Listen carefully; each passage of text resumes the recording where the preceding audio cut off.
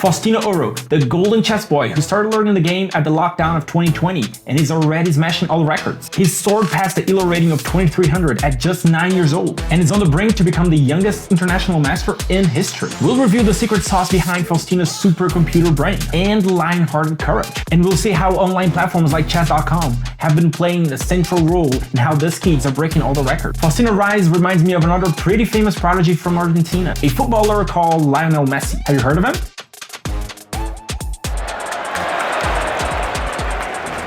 But the question is, can Faustino also handle the pressure of being Argentina's next golden boy? Stick around as we break down this little Midas' incredible journey, his jaw-dropping achievements, and what's next for this young chess prodigy. I'm Jon Jon, your host, and this is ImpostorChess. Trust me, you do not want to miss this one.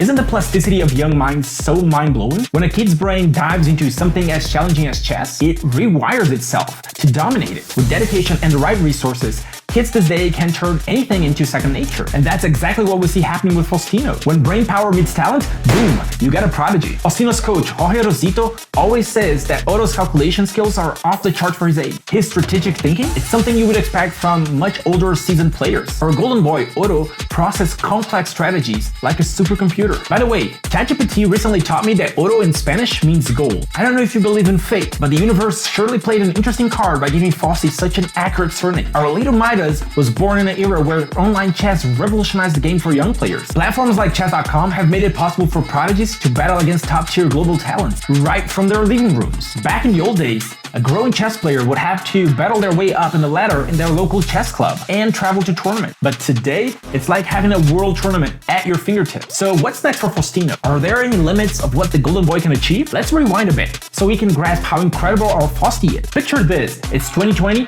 and the world's in lockdown. While most kids are gaming or TikToking their time away, Faustino's journeys began not with a game controller, but with chess beats. Faustino found his calling thanks to his dad, who swapped a football for a chessboard to save their home decor. Within just a few months, under the guidance of international master Rosito, this kid went from a chess novice to a young phenomenon. Faustino isn't just playing chess, he's smashing records. His sword passed the ELO of 2,300, being the youngest to ever do so, at just 9 years old. And recently, he's been gunning for that international master title, stacking up norms super fast. A few days ago, at the Madrid Chess Festival, he almost snagged his third norm.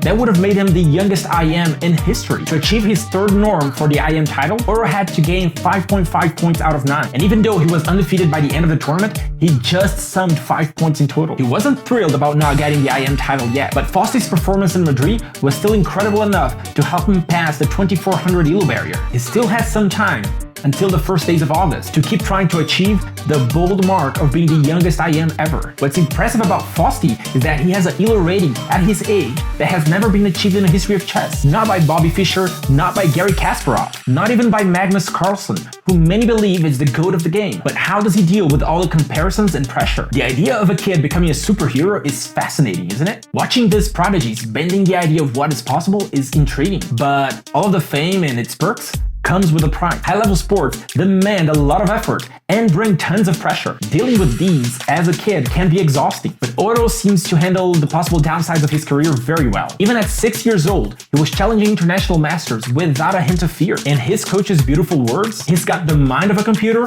and the heart of a lion. He's constantly compared with his brilliant compatriot Lionel Messi, the little dynamo who conquered the football world. Now, Oro is stepping into Messi's shoes as a new prodigy in town. Both are pure talent mixed with a lot of hard work and dedication, and both give you the idea that they were born to shine in their respective fields. But let Messi's story serve as a lesson to our little Fausti. Despite countless awards and sensational plays, whenever Messi needed to wear his country's national jersey, the pressure weighed on him, and he didn't always show his best game. All of this was true up until the last World Cup, when Messi finally played loose. He was enjoying every move and was happy to play. And with Messi finally playing for Argentina how he usually plays, the team was finally crowned with a trophy. I just hope that Oro can keep his sharp and playful mind, because those are certainly his main superpowers. Speaking of superpowers, we have this video here where we talk about another superhero that's shattering all records, Gukesh D. Make sure to check that one out, and we'll see you next time. Jorge